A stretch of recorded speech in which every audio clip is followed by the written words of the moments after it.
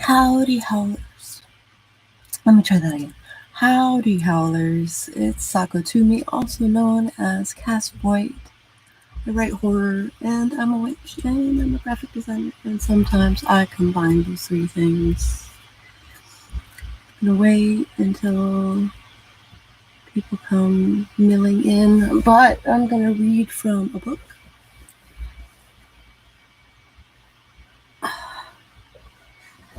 I'm gonna read from a witchy book.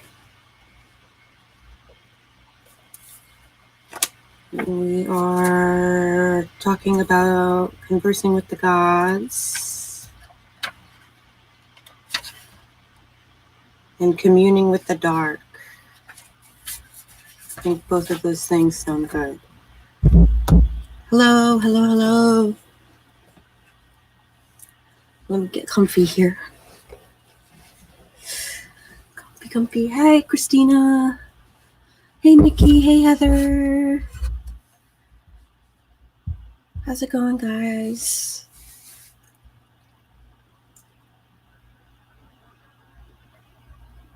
I might need another cup of coffee before we start reading, though.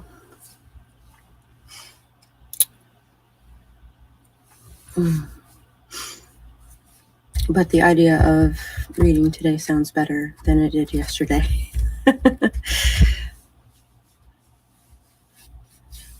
Talking about, especially now that we're getting into fall and winter, right? I think it's a good time to talk about talking to the darkness.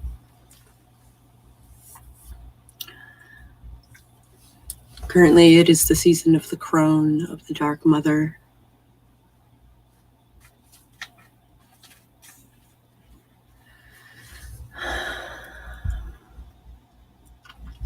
So I thought it would be a good chance to talk about the things. Really, I can't wait to watch it.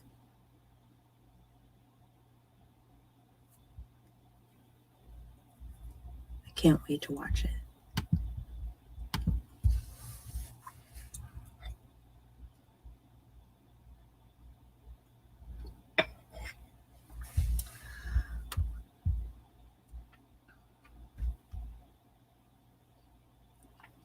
I wonder what the best way, so I could possibly make a video of my standby screen with some copyright-free music, and it's nothing much. Well, every little bit of Heather we get to see is good.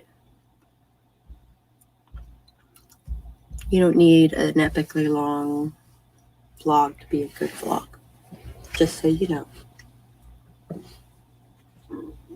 I'm going to Berryville, Virginia today.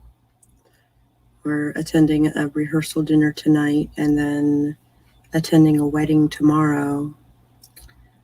I am concerned about the safety of everything because my husband looked at the floor plan and like the seating arrangements and stuff. There are, it's supposed to be socially distanced, right? But there are 29 people in the wedding party and they are all sitting at the same table, which means they are not socially distanced. And they decided to have a buffet, which, you know, doesn't sound safe to me. Cross-contamination and all of that. I'm nervous. He wants to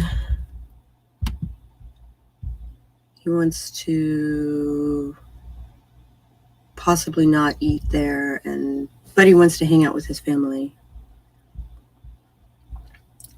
Read Sagittarius doesn't work as well.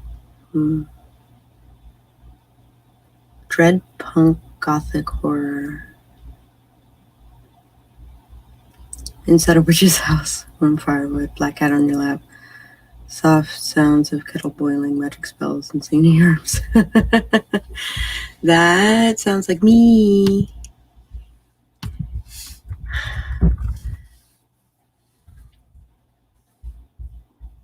little horoscope thingies for gothic horror scene, Halloween scenery. It's a meme. It's very cute.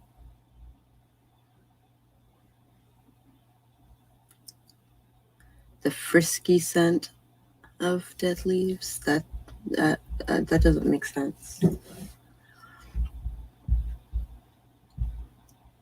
That doesn't make sense. Also, it's interesting that my husband is awake right now.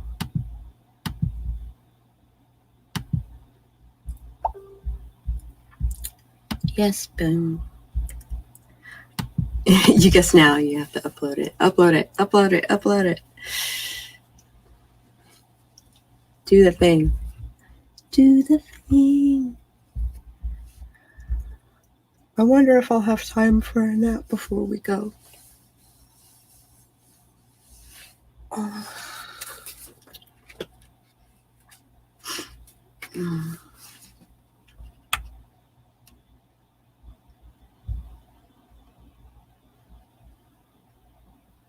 Why did I leave off? I don't know.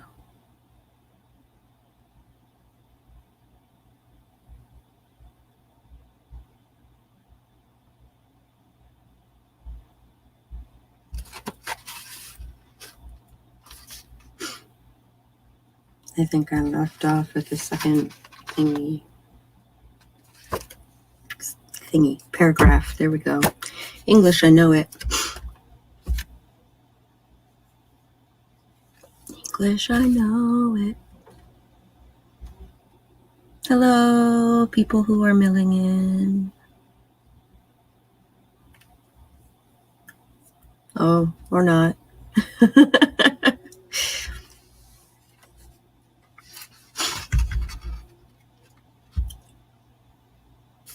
I'll wait another 2 minutes or so and then I'll start going through the thing. I'm just eager to read this morning, I think.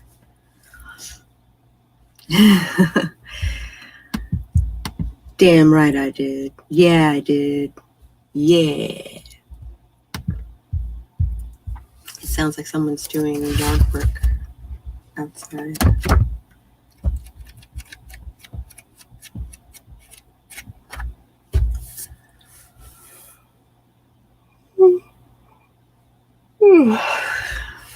Goodness. I slept a lot last night. I ended up zonking out really early, and then my husband woke me up at 1:30 to go to bed, and I missed everything. I missed everything yesterday. Yesterday was a complete wash. Hold down my blanket fort, and I shall get more coffee.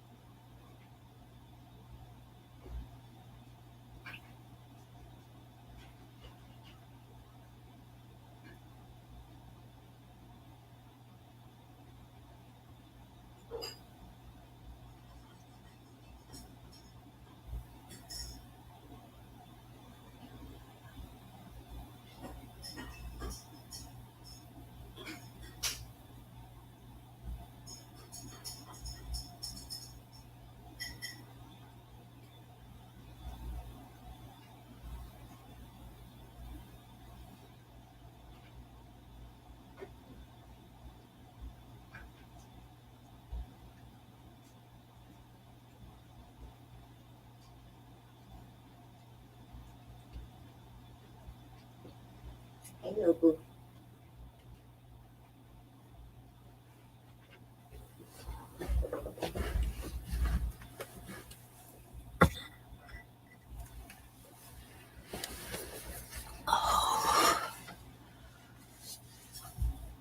Let's see. Cat walked across the keyboard.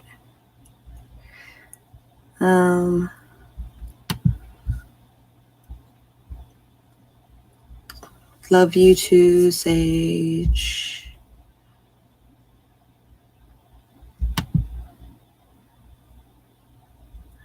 Hi, pronoun.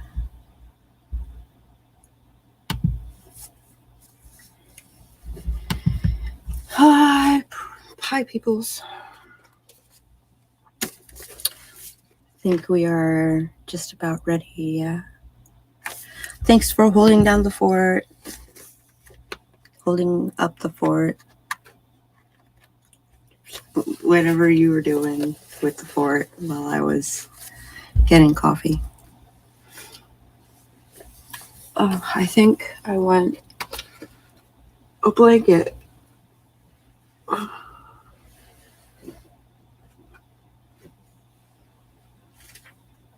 The blanket. Yeah, there we go. How's it going, pronoun?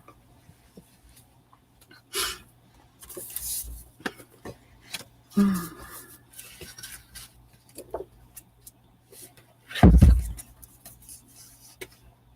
don't even know what day it is. What is it, Friday? I don't know what happened to my week. Yesterday was a complete wash. Yeah, Saco burrito. Oh, it's inside out. I'm gonna put the fuzzy stuff on the inside.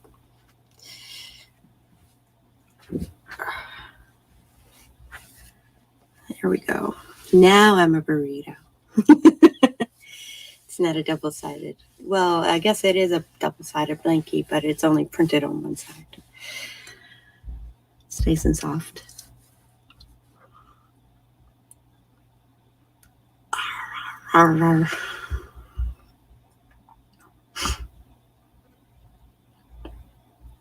Okay. Let's do this thing.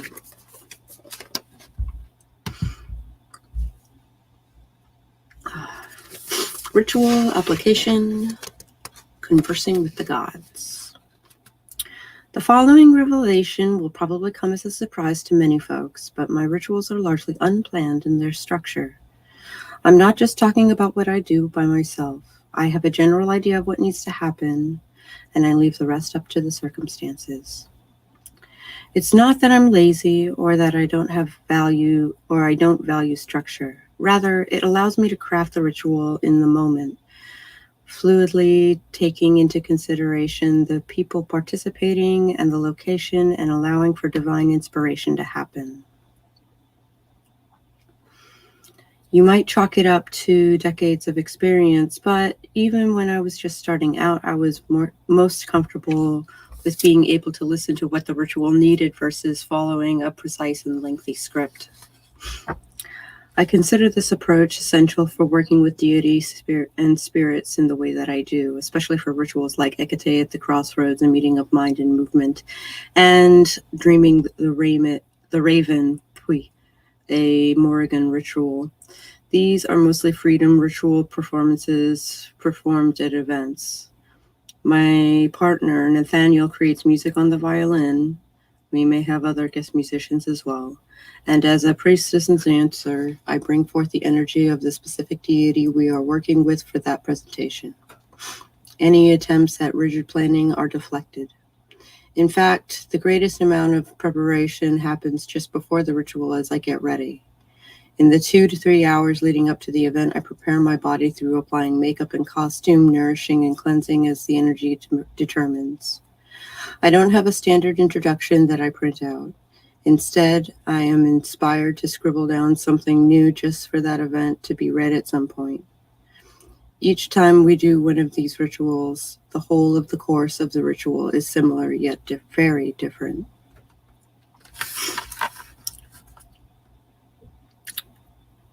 There are a lot of different names for the phenomenon of having a deity or spirit enter your body. Drawing down the moon, invocation, being ridden, aspecting, transpossession, etc. For some, it is a symbolic state, something in the realm of theater and play acting. For others, it is a complete and total immersion and a surrender of body and will.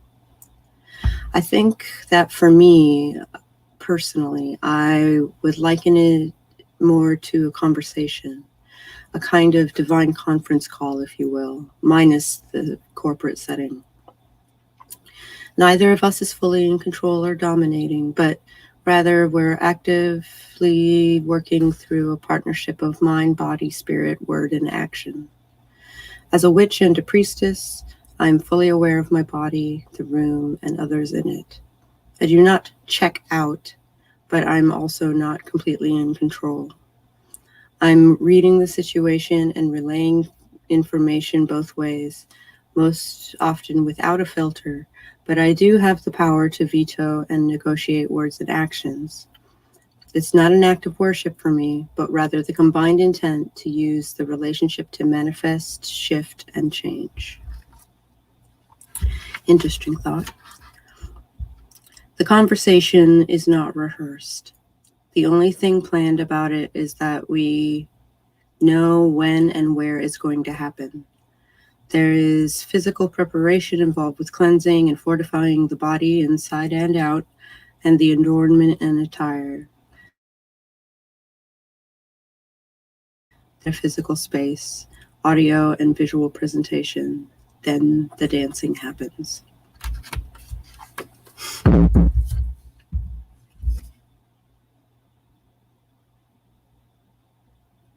Dancing begins. Whatever. I'm okay, just tired as I only went to sleep at 11 a.m. to finish a short story. I might need to add a note for my lecturer just to let him know I wasn't tripping on anything while I was writing all of that crazy. I feel you. Maybe this is cool enough to drink.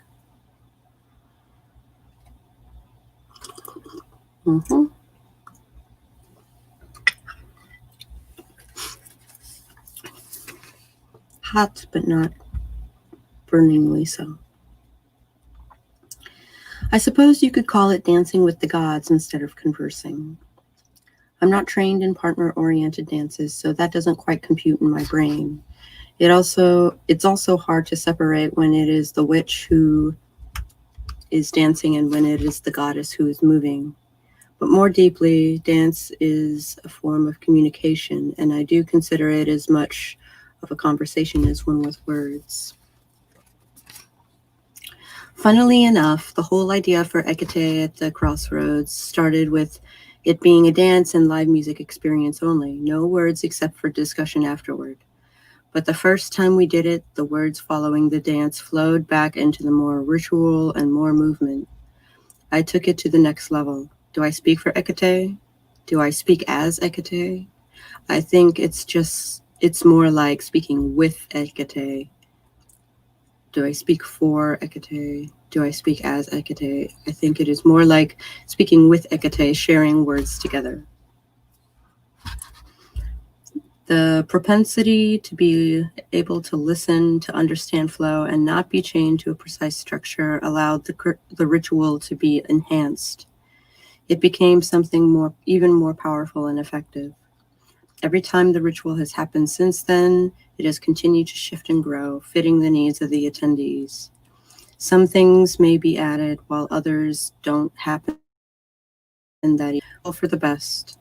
I feel that if I was focused on maintaining a rigid structure, it would be much harder to listen to the conversation and respond to it.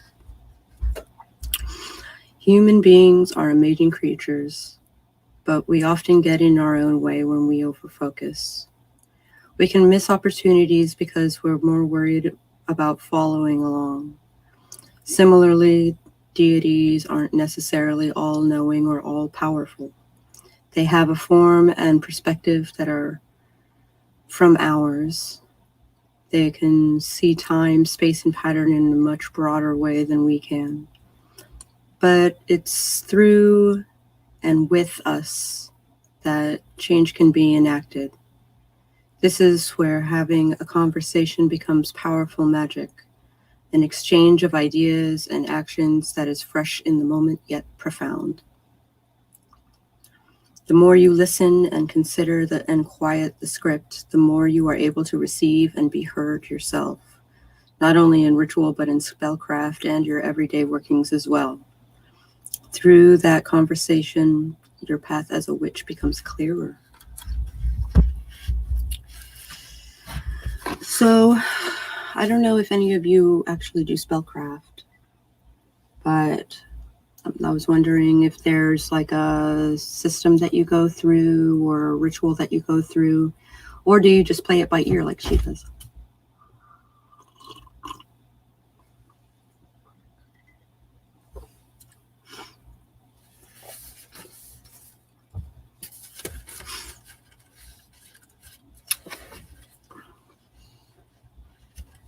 Because I know there's the lifestyle, and then there's like the spell crafting, and I find that they are related, but one doesn't necessarily beget the other. Right. So I wonder how many do spellcraft.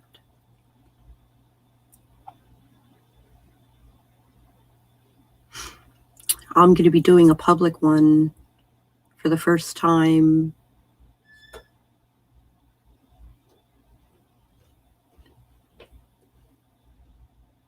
It sounds like my husband might be coming downstairs.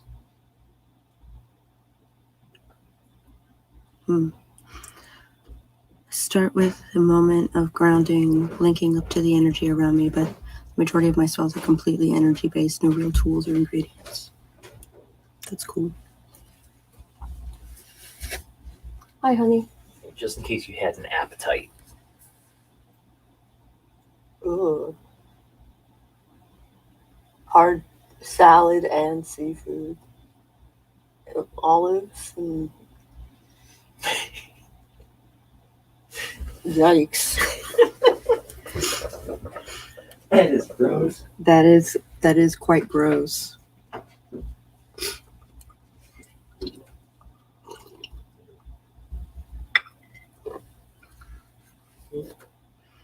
Do you want to leave at 2:30 or 3:30? 3:30. Okay, just double checking. But I'm probably going to run out and get gas beforehand.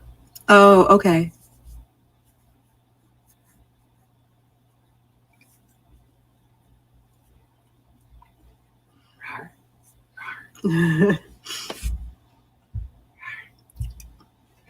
Mr. Sacco.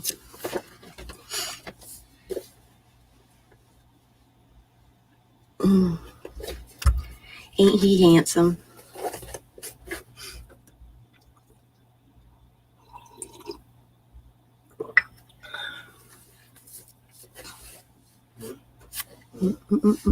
He wasn't bringing food. He was bringing pictures of terrible, terrible food.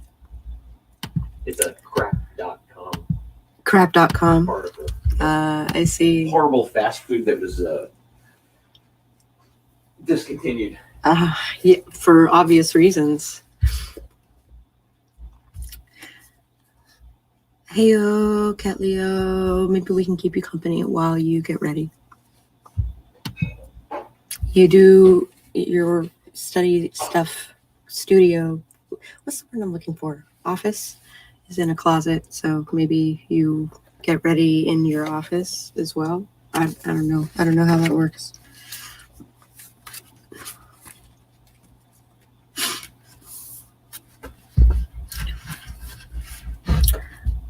Okay, communing with the dark.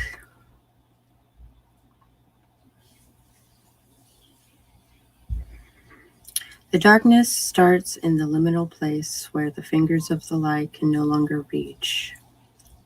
Most folks want to stay close to the proverbial fire for safety, to stay close to what is known. Witches are the ones who wonder about what happens beyond the light. What mysteries does that dark hold? They slink off into its embrace, becoming part of the darkness, There is nothing evil or wrong about the darkness. It is out of the darkness that light itself was born and defined. Within the womb of darkness, the secrets of life and death are known. Through dream and trance, through ecstatic ritual and speaking to the gods, we start to see in the darkness.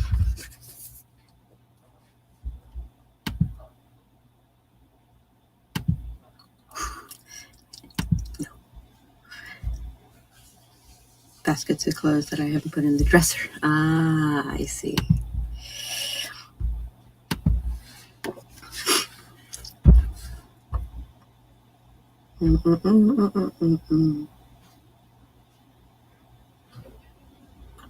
The darkness reveals our wildness and our own divinity.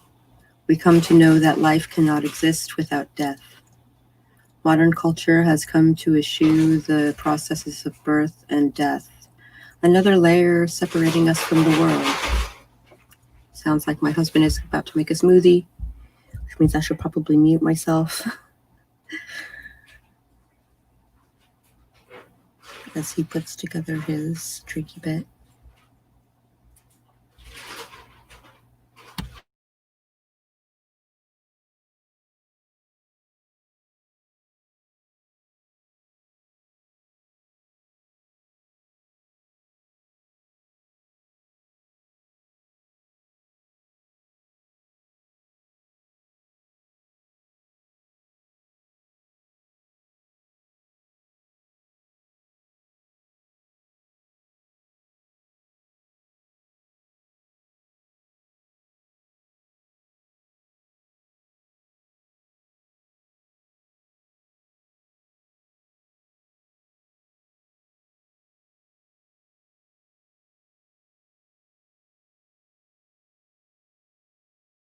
It's going to happen any moment now, I know it.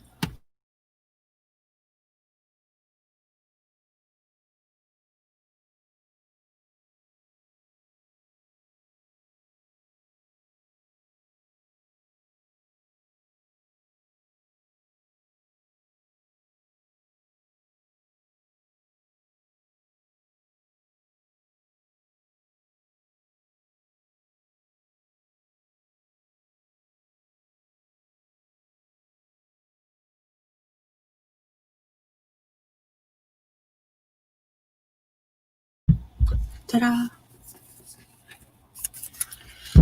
And then there was a drink.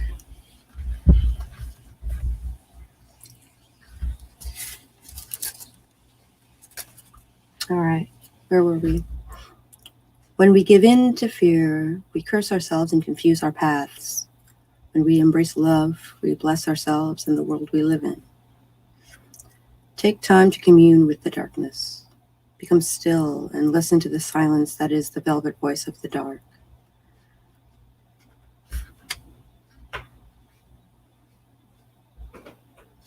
Feel the rhythm of your heart beneath your chest, each beat unraveling like a spool of thread from its spindle.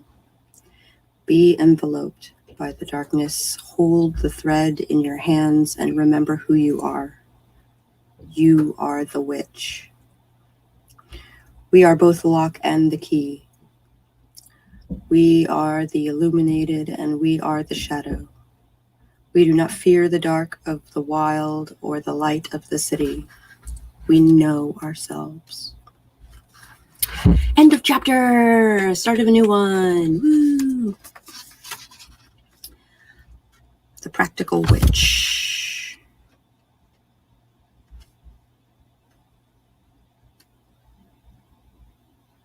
Oh.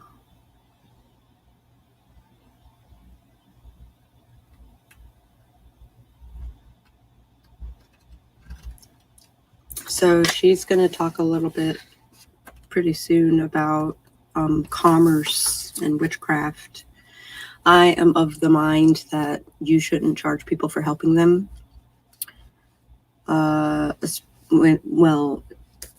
In this context, like the witch should probably do it out of the kindness of her heart. And whatever payment she takes would be considered a donation, I guess. But I don't know. It's getting muddier and muddier as I get older. I don't feel right taking money for spellcraft.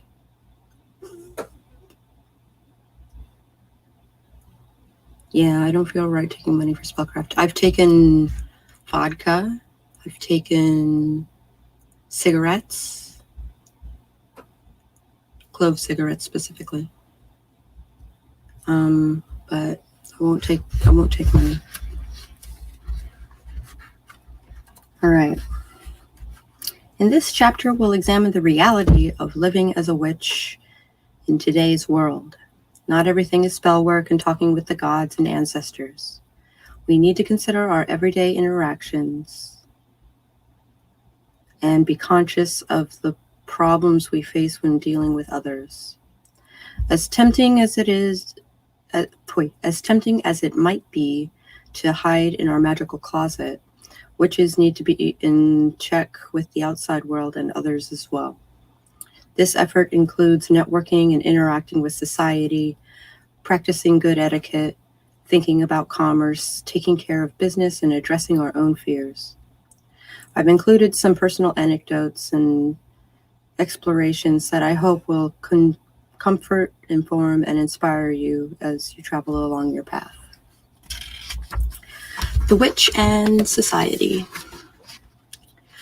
When we defined witch and considered the word's possible origins in Chapter 2, we looked at how the witch has managed to exist in and out of society simultaneously. Sure, we deal with weird things that most people don't like to think about or acknowledge, but being of a place and not quite belonging to it at the same time definitely makes for a somewhat uneasy existence. As human beings, we instinctively want to be part of a group and to fit in. And as witches, it's hard to feel like we fit in. We tend to see the world through a different lens. But we shouldn't let that perception make us feel isolated. There are many levels to society with much greater nuance than us versus them. We have many levels of social circles, not unlike the levels of hell and heaven in Dante's Divine Comedy. Family, work, friends, chosen family. Depending upon our lot in life, personal history, and how people may perceive or feel about us, there will probably be varying levels of approval and disapproval, comfort and discomfort in each of those circles. Tripping over my words a little bit this morning. The only time we feel like we're in our element tends to be when we're around other witches. We feel a sense of familiarity, a sense of home that I have come to affectionately refer to as my people or our people. I think of it as my tribe. You guys are my tribe.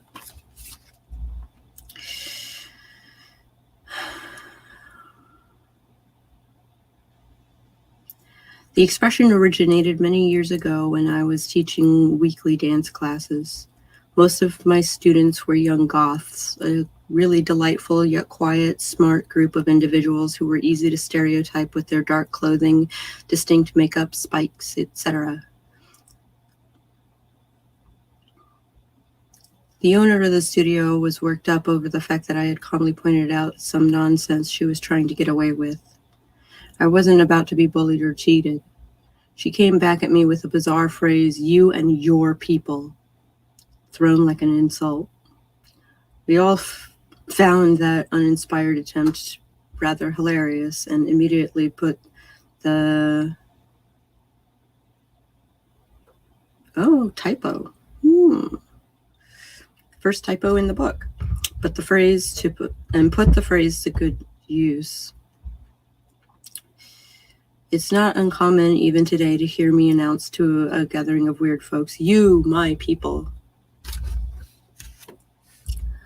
I cannot believe you're still awake. I cannot believe you're still awake. But also hello, and I'm glad you're here. There is a sense that even though we witches may look differently from one another, with varying ages and backgrounds, there's something almost magnetic that draws us together. We're able to relax and be comfortable around folks like we've known them for years, even if we just met for the first time that day. Even if we are socially awkward, feel really shy or in awe of someone, or are battling anxiety, there's a sense of being home when around other witchy folk. Whether we're meeting in a tent in a muddy Midwestern field, gathering in a hotel ballroom, or walking down the street together in a strange city, we are able to transform these temporary spaces into something special. It's another way we weave the liminal in our daily lives. Yeah, no kidding. Your people.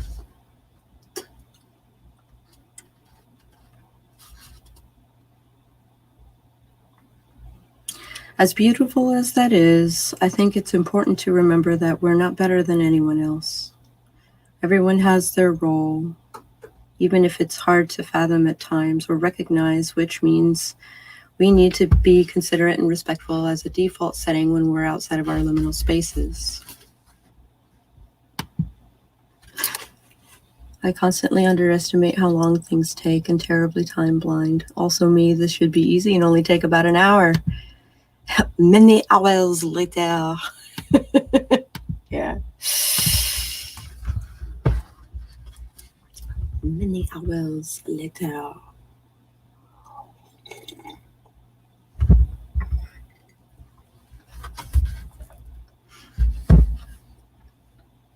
Sometimes it can be tempting and fun to push boundaries just to get a reaction or to stand out just to cause a stir. A sense of social discomfort can make us behave like teenagers. Our teenage years tend to be a crazy cycle of desiring attention, wanting to hide, figuring out our bodies, and trying to rock the boat to see how far we can tip it. Thanks, hormones. At that age, we're trying to sort ourselves out, to discover who we are and what we're supposed to be. That's what we're told the teenage years are for. As if when we hit adulthood, we should have all the answers and know exactly who we are. That mindset is really a crock of shit that's not helpful to anyone. We, and by we, I mean everyone, are constantly in a state of flux, learning, growing, shifting, and changing. Nothing is definite, and there are endless possibilities. Ideas can pass us by at one age and then 5 years later hit us through the core like the clapper to a bell. All humans have this same potential. We're all spirits lodged inside physical bodies trying to make sense of the world, not word. Sorry, brain already into writing things. I already use that as a transition sometimes in my videos, but maybe I should start putting it every time I lose track of time on a vlog day. Many hours later.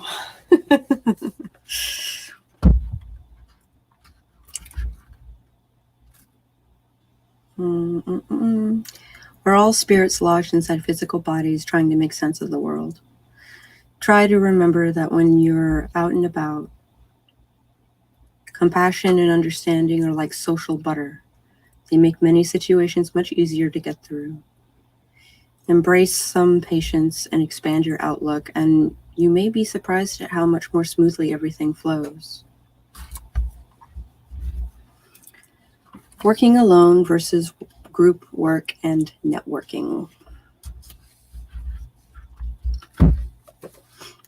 As mentioned in Chapter 3, the witch does tend to be somewhat of a loner.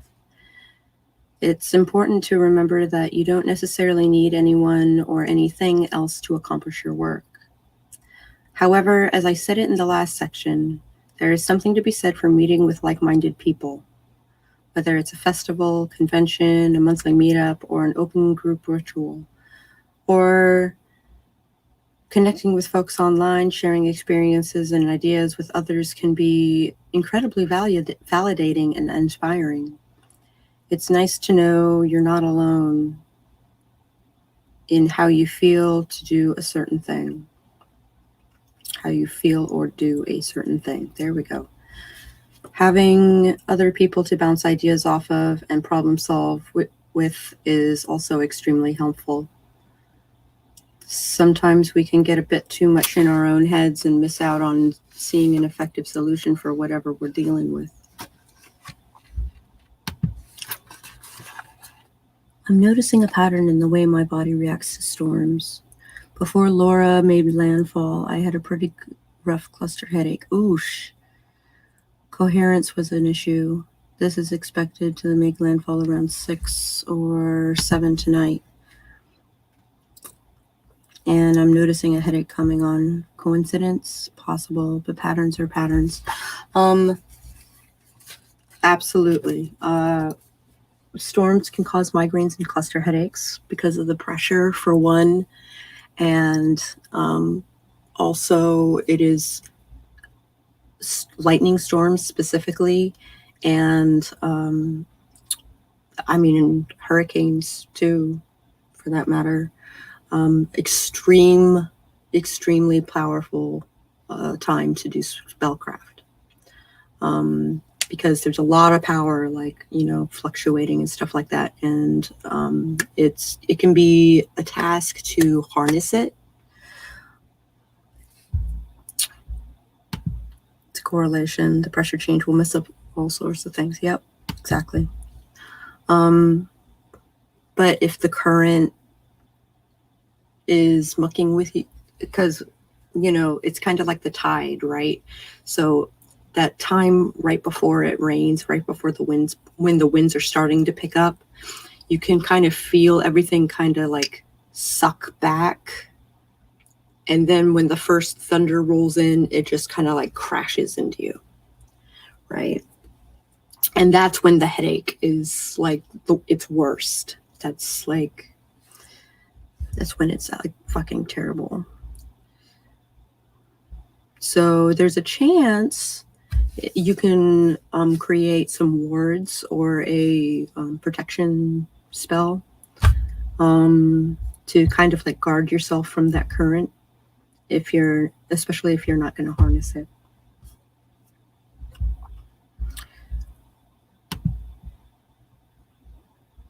Push comes to shove, I can make something for you. But design some armor. Like, think about what your armor looks like, and the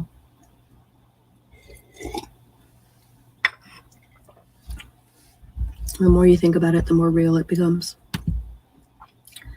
And then the gust front hits. Yep, I have chills thinking about it. I love storms too. Hi, Brianna. Good to see you. We're talking about the power of storms at the moment.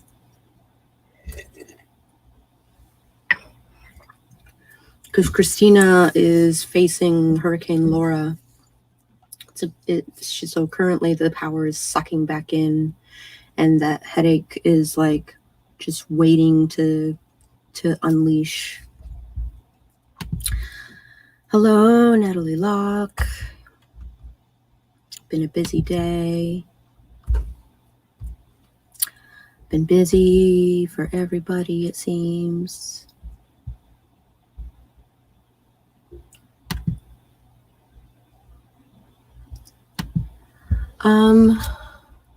Even if that happens, I mean, that's a lot of power, right? So if it's not great that it destroys things, but everything has its order. And like, we fight against that power all the time. Not we as witches, but we as people.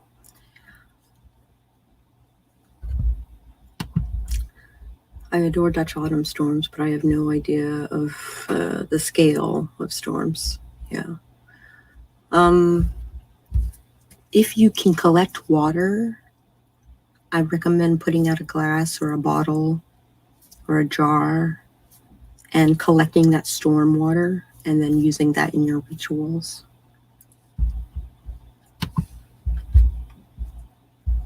I'm doing well. I'm making images for my Instagram stories over the next few months while I listen to Sako read. Yay! How about you? How are you? That makes a lot of sense. This one is Hurricane Delta. Oh, I see. Oh no, I hope everyone is safe and the headache eases soon. I'm off. Good night, friends. Good night, Charlotte. Get some rest. Good night, Charlotte.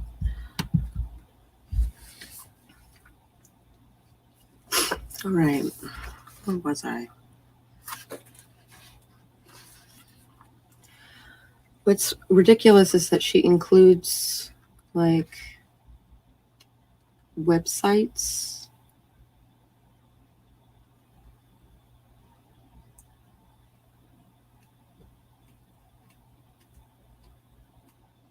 For your networking, and like that's going to be out of like that's going to be obsolete in no time.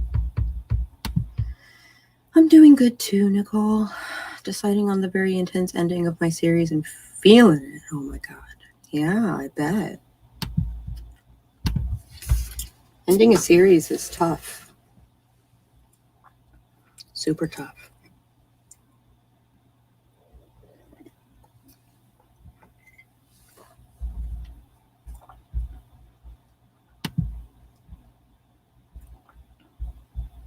Oh.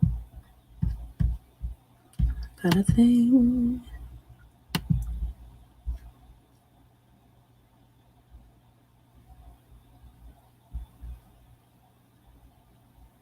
Please raid the next person. Let's support everyone. Reach out if you're unsure how to raid. Huzzah!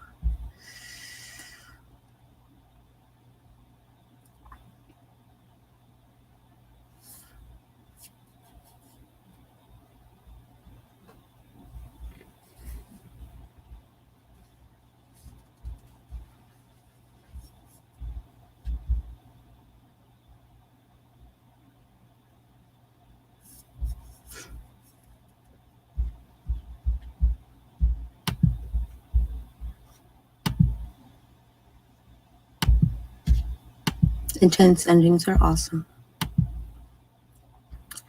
Yeah. I've been like fighting something off. I need to do more yoga. Yesterday I was so tight I couldn't touch the floor. I'm going to be so hard to write. Oh, it's going to be so hard to write once I get to the final book, but hoping it packs the punch I'm experiencing. Agreed. I'm in the same boat. It's going to need a trigger warning though. Maybe I need a trigger warning as well. I should put a trigger warning in my, if I haven't already, put a trigger warning in Hope's chest.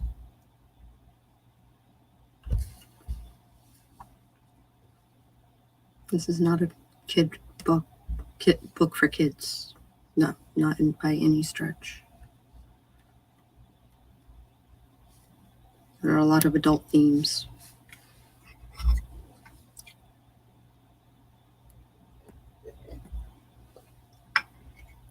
Which worries me with YouTube being a audience place for my books, because there are so many writers that are YA writers, and I am not a YA writer. We should all take a moment to stretch. Okay, let's do that. Let's do that posture check. Throw your shoulders back, arch your back, and then relax to your neutral state. Not lunging forward, but your neutral state. Let's start with our heads. Take and kind of lean it to one side, let it stretch. You can kind of rock it back and forth.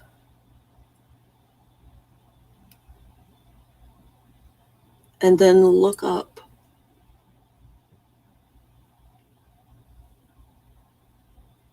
And then neutral again. Left, right. Other side. Let gravity hold it down. Don't just like force it to your shoulder. Just let gravity hold your head down. And then look up. I must be really tight. I can feel every muscle move and no popping, which is upsetting. Oh, there we go. Oh, concrete pop snap.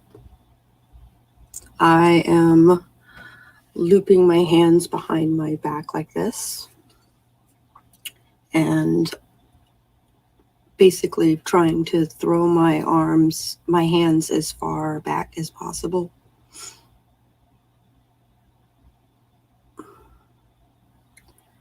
And stretching the scapula, stretching the shoulders, stretching the neck, stretching the deltoids. Go the other direction. Grab your scapula and pull them apart. You don't necessarily have to like hunch forward, but sometimes it helps a little bit.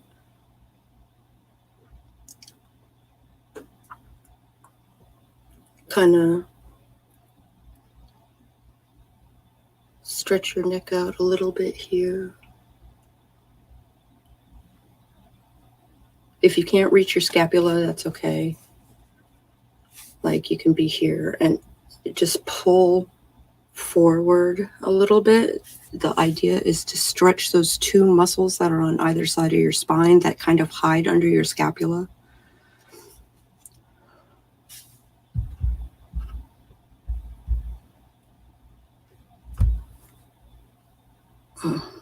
And then shoulders forward, together, forward, separate. Ooh, I felt that in my fingers. And backwards.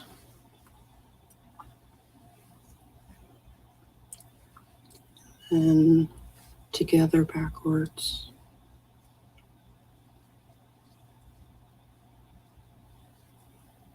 And then stretching our hands.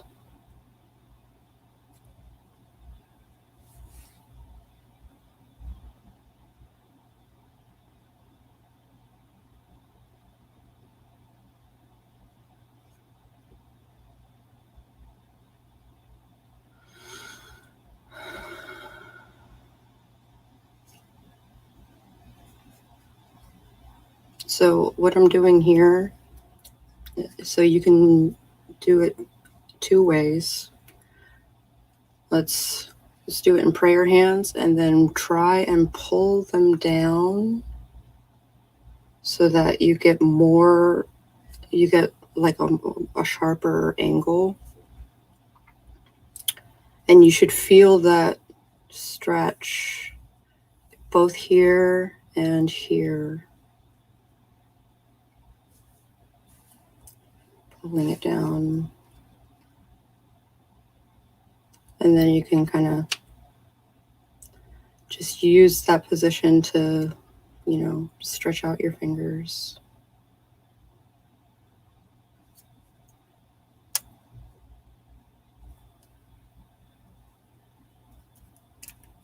Oh,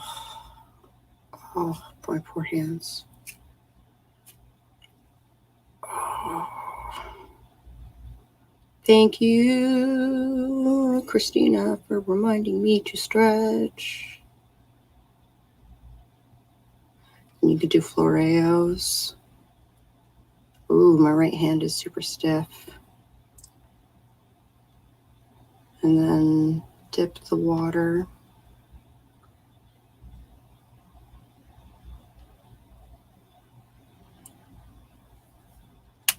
There we go. That's better. I did a lot of research on it before deciding not to put a trigger warning in mine. There's a suicide and a story of a child sexually abused. I actually know what controversial means, and somehow I still don't know what it means. Stupid Dutch brain. How do you mean when you say that? Learns new English every day. Some people think that it's responsible to put trigger warnings in books. Others think it goes against the purpose of books entirely, but by not stretching people's minds.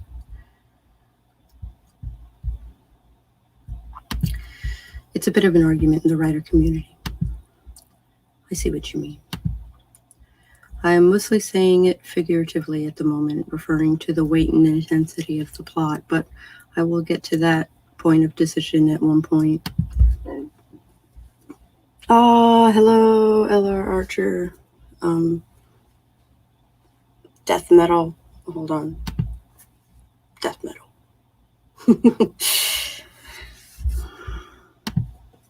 I had a Zoom meeting this morning, so only just now dropping in. No problem.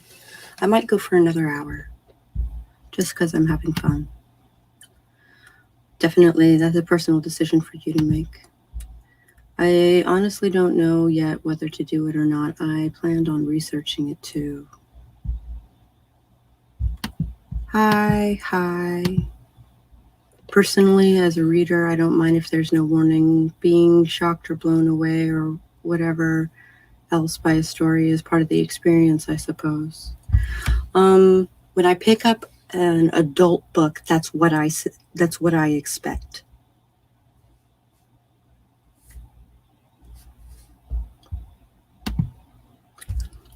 Knuckle cracking sounds make me cringe involuntarily. Oh, I'm sorry. Oh, I find it really gratifying.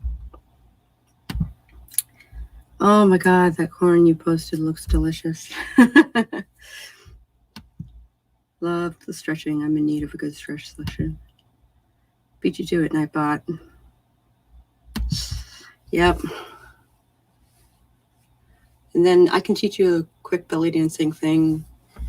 I put my hands on my knees. The idea is you're not pushing with your hands. Your arms have no part in this whatsoever, so your arms should be relaxed. And this is really great for your spine. You're sitting at neutral, right? Drop it just a little bit. Think of it like your nipples have like diamond tips and you're carving into a window, right? So we're gonna slide. This is easier when you're sitting because you're supposed to isolate it, right? So you're gonna slide to one side, raise your chest. Oh, that is such a good stretch. Slide to the other side. Oh, and then drop and slide back. And then you can kind of minimize it. Oh, I was going this way, right? So I'll do chest circles. Now, you don't go back and curve your spine the other way. That's a good way of getting yourself hurt. So instead, we're going up, down, or forward, neutral. We don't curve our back. We might arch our back for specific moves, like back bends and stuff like that. But we're never gonna do this action. It's a good way of getting hurt.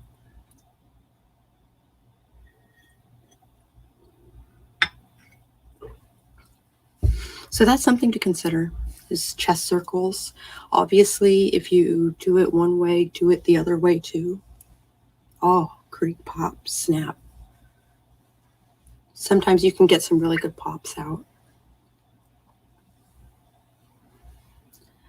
But this action, you get this long stretch across the opposite side that goes right into your sciatica, if you have sciatica, right into that sciatic nerve, that joint. It'll go all the way from just below your scapula, all the way down the side of your back into your glute and into your hip, if you're doing it right. Slide. Oh, now I'm not bending, right? I'm literally sliding my rib cage over, and kind of, I guess I'm kind of pushing my hip down a little bit. It's easier when you're sitting, obviously, but when you're on your period, this stretch is freaking divine. Oh.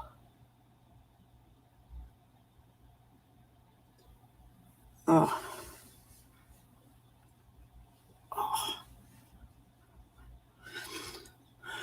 Oh. Yay, stretching. It won't hurt me. Okay. Novel is definitely going to require trigger warning for abuse and torture, although it is mentioned in the blurb. If it's mentioned in the blurb, then you shouldn't need a trigger warning, because that kind of acts as your trigger warning, isn't it? Doesn't it?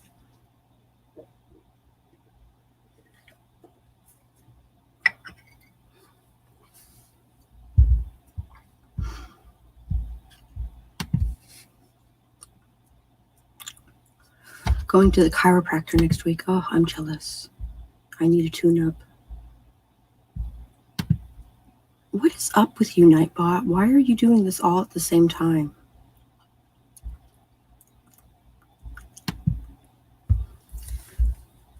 Because top of the hour.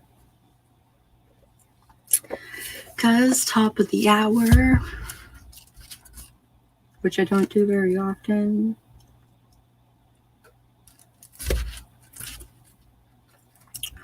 All right. Read the blurb, people. Not everybody reads the blurb. Yeah, it's true. Because they want everything to be a surprise. It's like not watching the trailer before you go see a movie. I kind of want to see trailers and read the blurbs of books, because I've been burned by books before. So far, that thing that Raven recommended from that local writer. Blurb is such a funny word. Makes me think of that Robin Williams movie with the living green goo. Yeah, Flubber. Yeah, that one. Yeah. I'd like to pretend that movie never happened.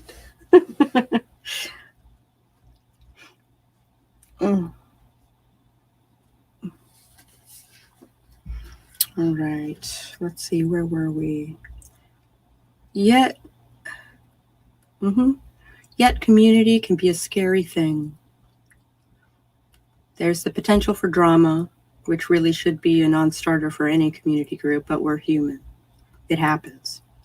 One of the most frustrating things I hear is, oh yeah, that insert reason of moment here is why I don't do or get involved in that community stuff. But here's the thing, folks. Community is what you make of it.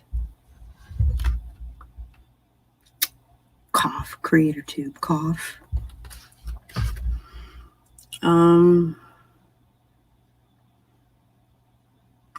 Those who show up get to have a say in how things go. If you don't show up, if you don't use your voice, then you really can't complain about things not being the way you'd like them to be. If you don't like the politics or personalities of one group, there are probably others, or you can start your own in person or online.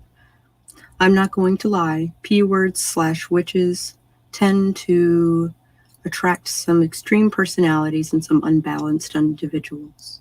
They can get a lot of attention, which is what some of them crave, but they are not in the majority. They don't have to be part of your experience. You don't and shouldn't have to tolerate racists, bigots, braggarts, or abusers either. The shade, I do declare. Right.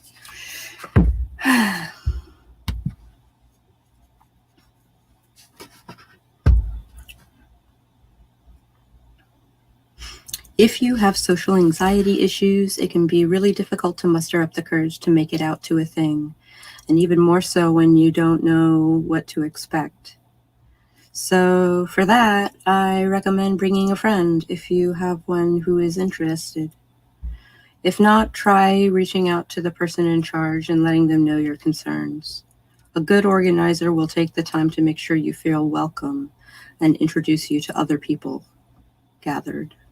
Yes, actually, that's very true. I think the trigger warnings are probably best for middle grade books because parents are still involved in the book buying process and they should read the blurbs and or front matter. Actually, that's a really good point.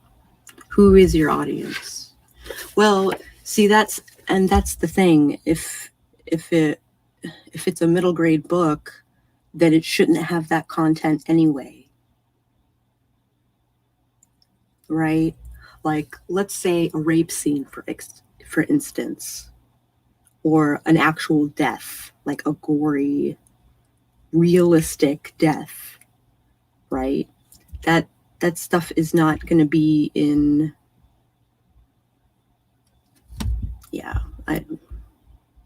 it's not going to be in a middle grade book. It shouldn't be in a middle grade book. Also seen in romance books a lot. Romance is designed for adults. There are some people, forced scenes are basically,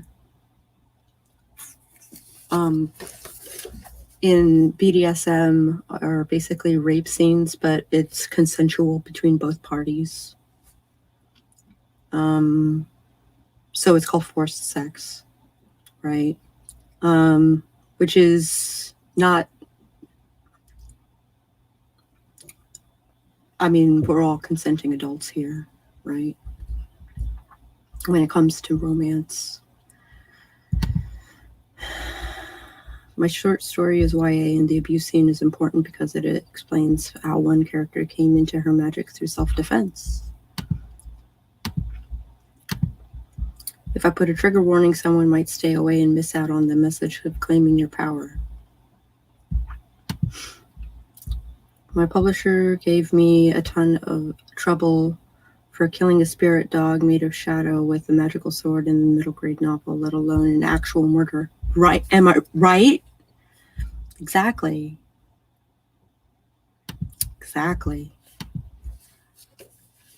Even though it was a spirit dog,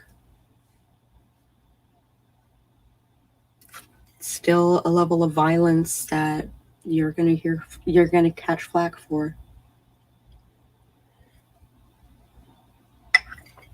Yeah.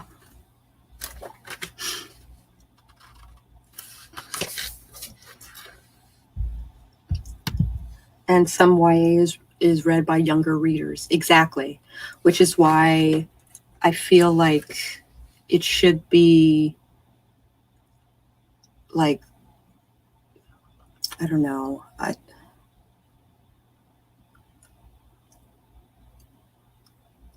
The YA that I grew up on, like the vampire stories that were aimed at teenagers and stuff like that, they were pretty violent.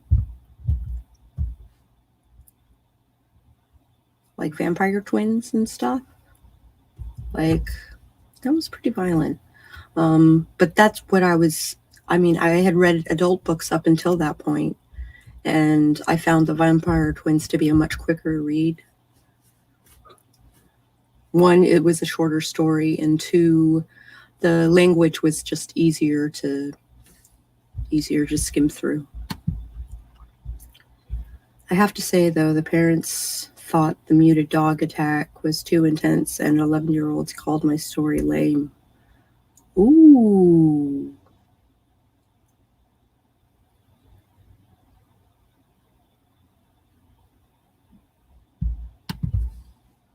I ask myself this: should Romeo and Juliet have a trigger warning? What, in the suicide thing? These days, yeah. One boy told his mom, "I watch Game of Thrones. I can handle this spooky book." Mm-hmm.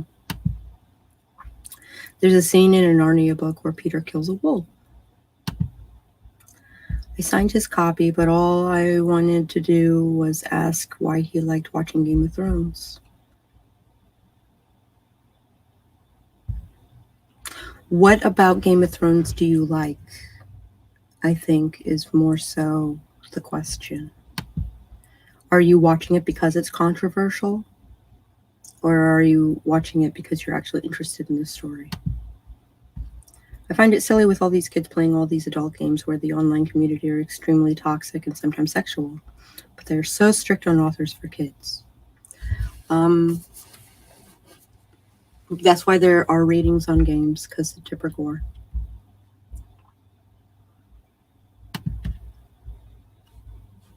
It's simple as that. That's why they're rating on games. And you can't police the internet. So they're going to be exposed to a certain culture if they're going to play online.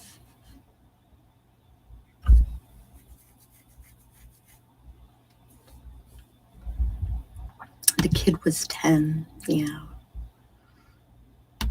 I was afraid to ask him anything in front of his mother, afraid of her feeling like I would call her a bad parent. Oh. I gotcha.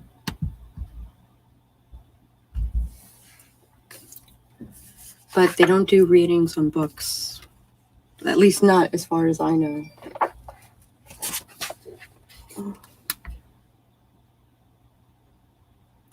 Hopeful happenings mentioned to me in their story.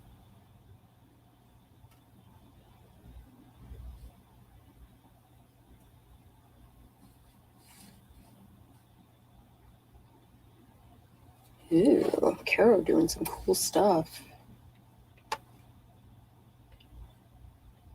Melissa Hope.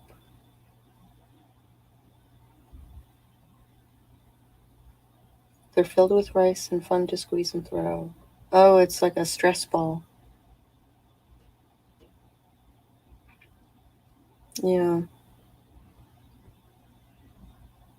I don't know who you are. Oh, she was one of the, I think she talked about Instagram for that panel.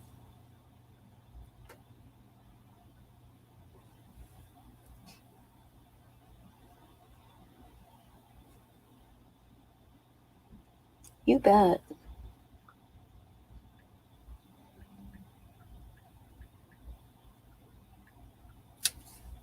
Sarah Hoffman asked me if I would be interested in doing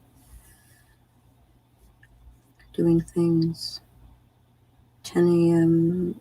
Wednesday would be perfect. You bet. 10 a.m. Wednesday would be great. Pick 4 trees. Cherry blossom, forest spirit, pumpkin,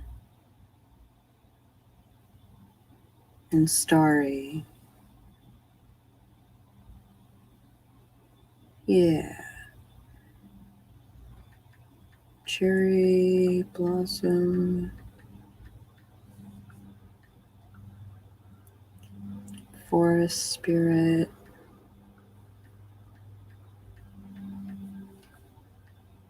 Pumpkin.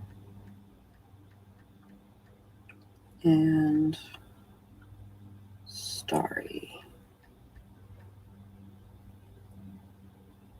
Yeah.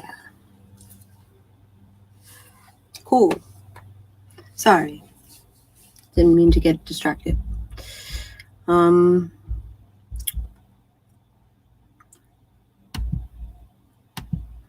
just told him that Sansa was my favorite character and he laughed at me.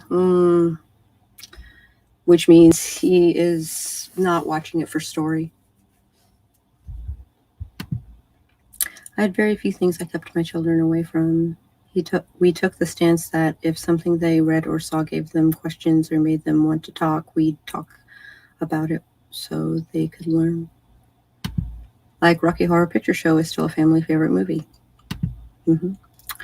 True, but it's just still.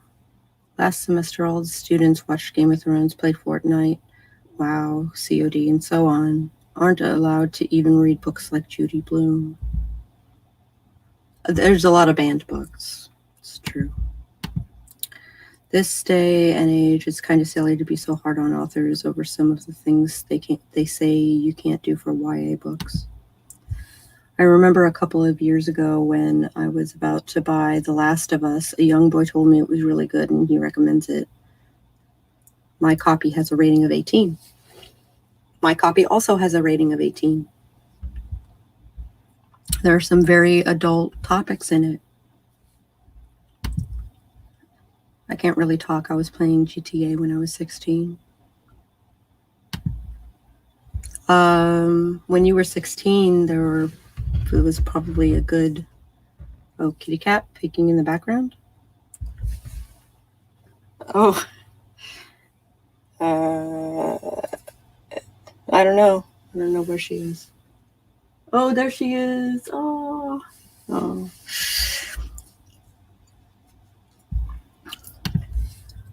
That's what I do with my kids as well. That's how I was treated too. I was very young when one of the first trilogies that I read was Lord of the Rings. And then I read Mark Twain collection, and then I read C.S. Lewis, and then I read Mr. Toad, and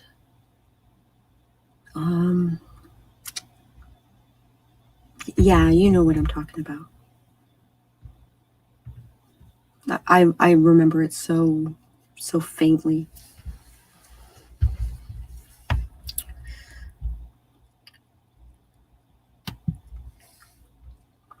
I think because it was so chill.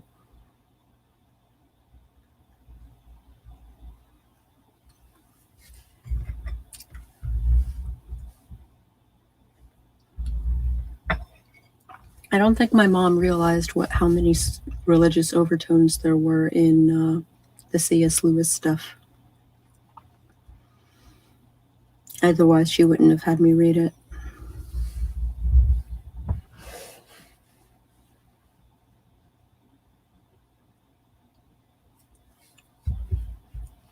Right? So.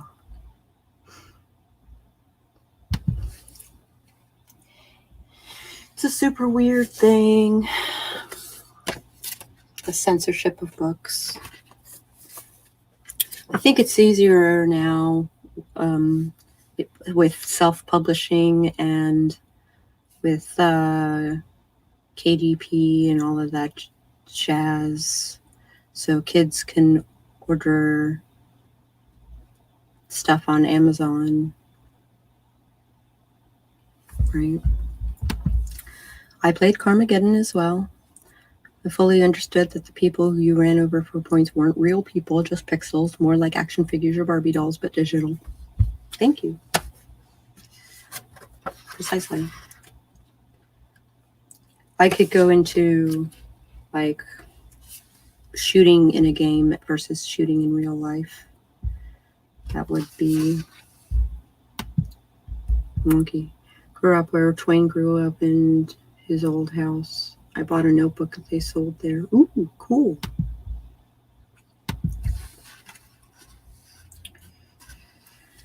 Oh, where were we? Also, don't be quick to assume that because you live in a conservative area, there's no community.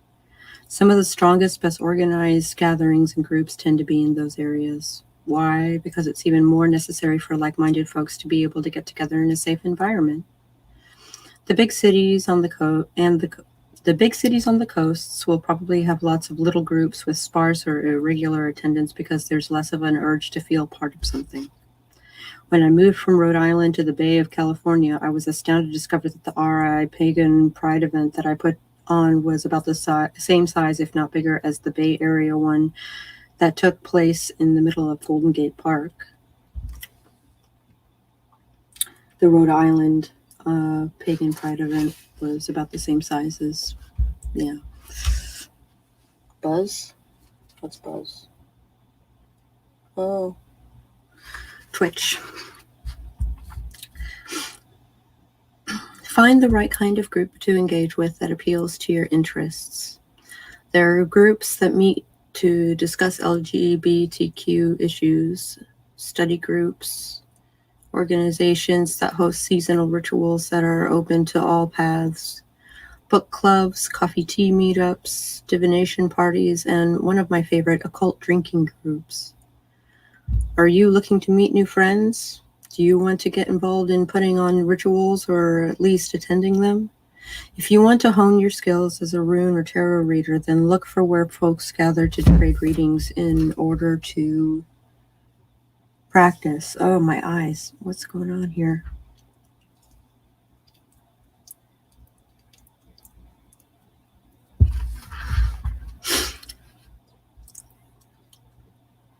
Or maybe you just want to socialize with folks and talk about witchy things over a hot beverage or a glass of wine.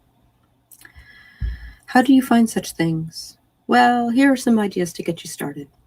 Witchvox.com, paganpride.org, meetup.com.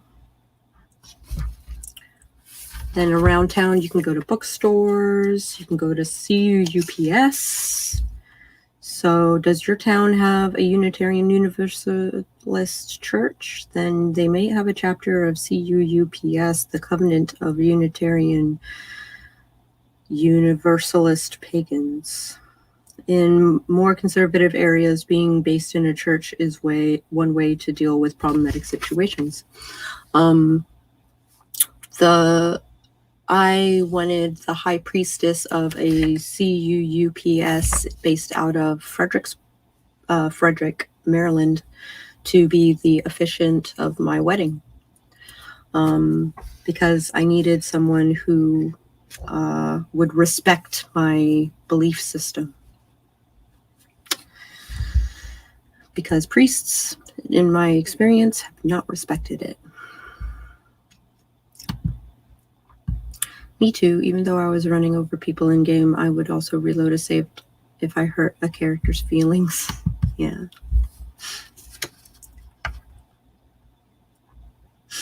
Ye Old Nouveau local witch shop. Cafes and art performance spaces. All right. Are we into regarding commerce? Is that a word? Regarding commerce, money, and commitment. What does that mean?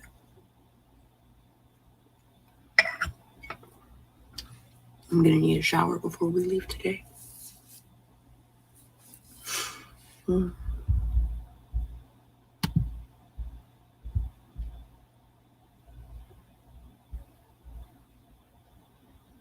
All right. Well, I'm going to continue.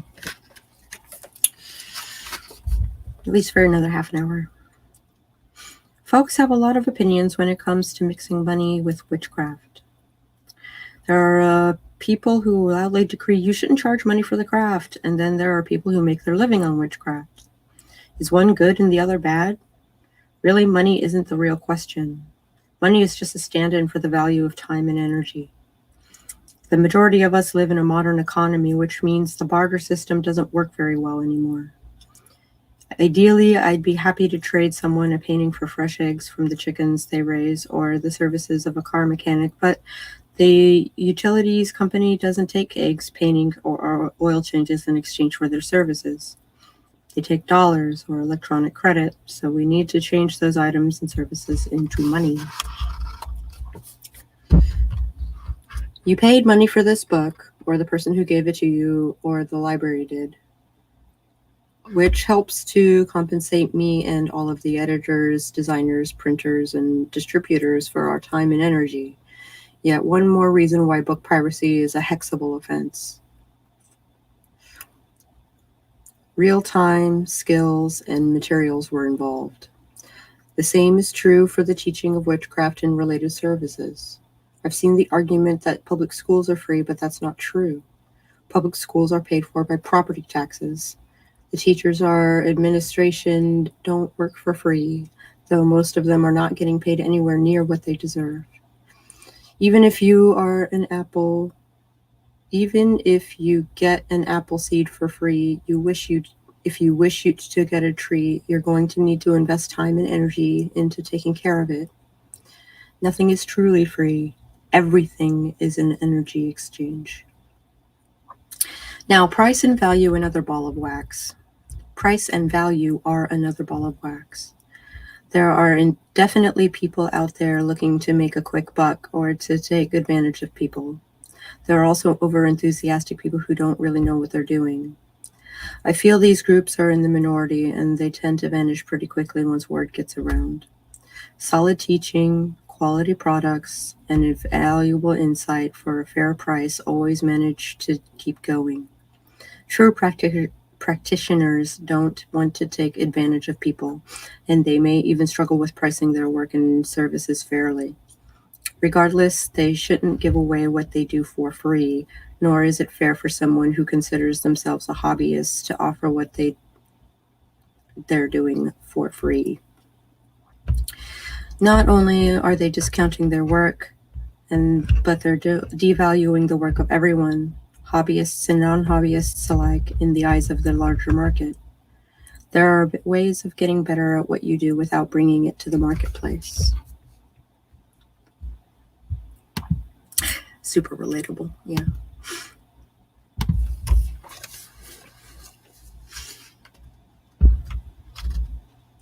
If you have tried and true product service, If you have a tried and true product or service, then you should charge appropriately for it. It doesn't matter if this is your full-time job or you do it on the side. Your time, energy, and materials are worth money. Make sure it's a wise investment of your time, because what else could you be accomplishing or enjoying in its stead? It's really important not to confuse capitalism with commerce. Commerce is the buying, selling, and trading of goods and service. Capitalism in this day and age isn't so much the free market and equal exchange of goods, services, and energy as it is about winning, building wealth, and monopolizing the market, often on the backs of others. I've seen some ludicrous accusations thrown at occult and metaphysical shops for being capitalistic. There are definitely some questionable folks out there, but the majority of shop owners in the community are small businesses, often family-run operations. Their goals are to provide materials and services to the community, often offering a place to gather, teach, read, and put on events. Running a physical space costs money for rent or mortgage, taxes, utilities, and fixtures, not to mention stocking it with products that people want and having knowledgeable staff on hand during hours when people want to shop. Nothing is getting rich quick from running a small occult shop.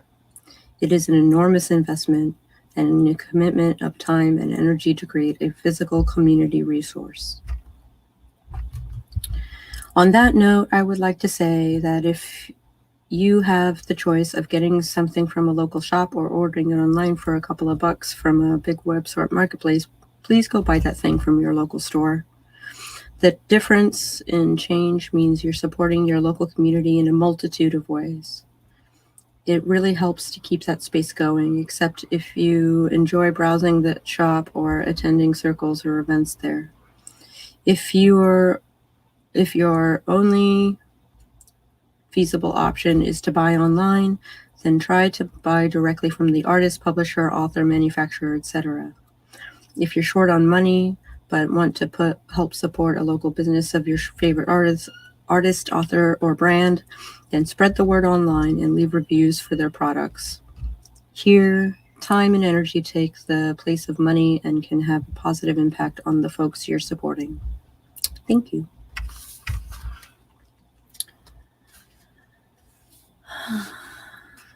Witch's Guide to Essential Etiquette. I think this is a different talk. Yeah, this is a different talk. Please go buy the thing from your local store.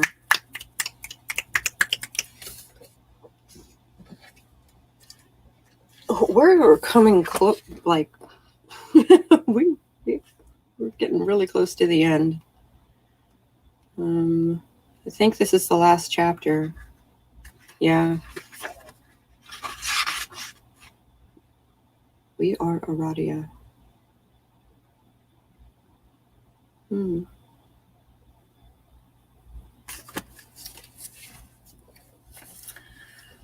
All right. I need another cup of coffee and to bio really quick. So I will be right back.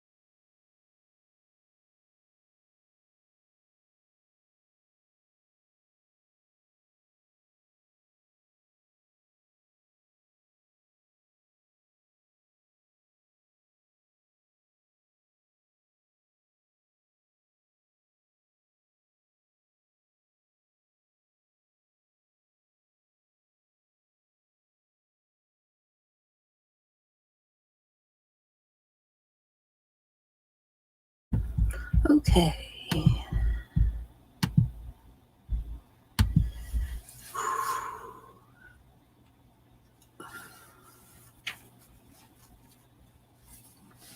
Good to see you guys are still here. Also, have a good day at work.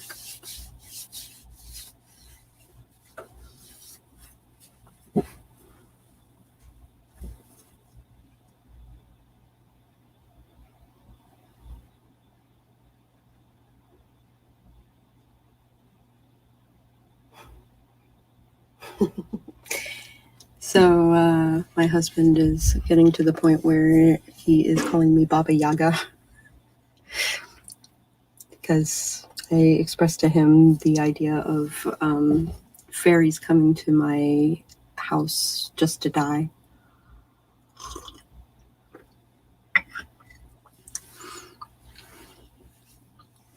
And I'm trying to figure out.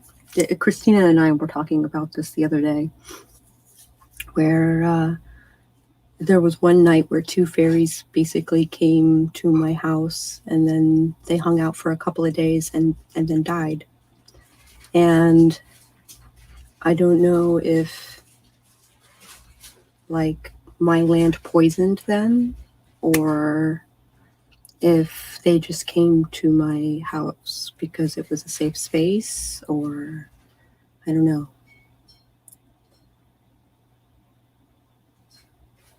Shit, the stick bug fairy.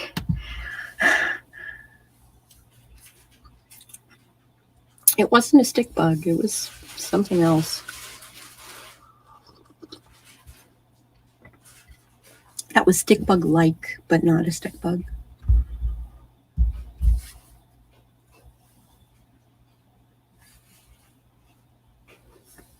Well, Savvy is premiering a thing in 30 minutes.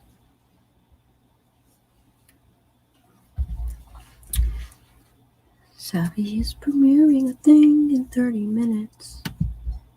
Well, 20 minutes.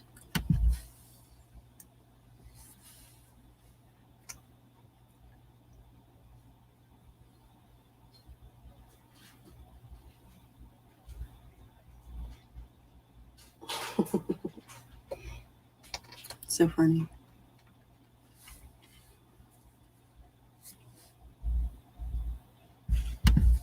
If it was a stick bug, like, there was a breed that I didn't know of. It didn't really look like a stick upon close inspection. These stick bugs look like sticks. Just because it was long and thin, it didn't register. With a bowl of water, she puts it near his face. He runs away. She thinks it's the funniest thing. Oh, okay. Some kids. Some kids.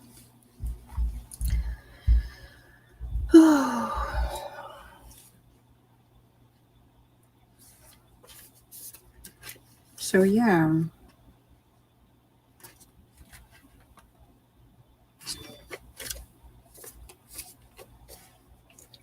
Okay. And Sarah Hoffman liked my message. Okay, good.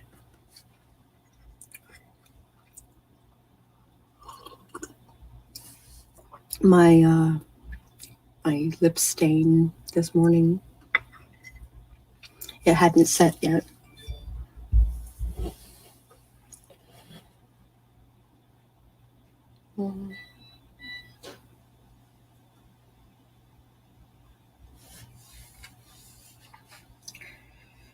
Not as of yet.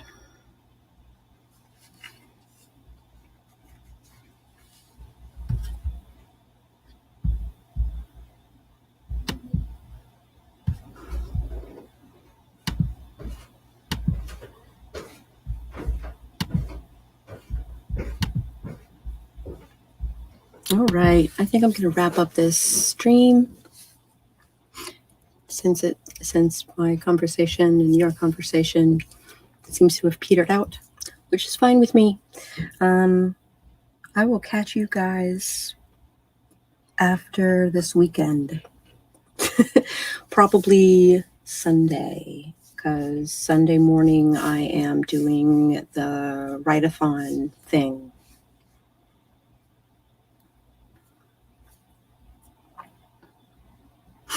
So I will see you guys at 8 o'clock on Sunday. Catch you guys on the flip side.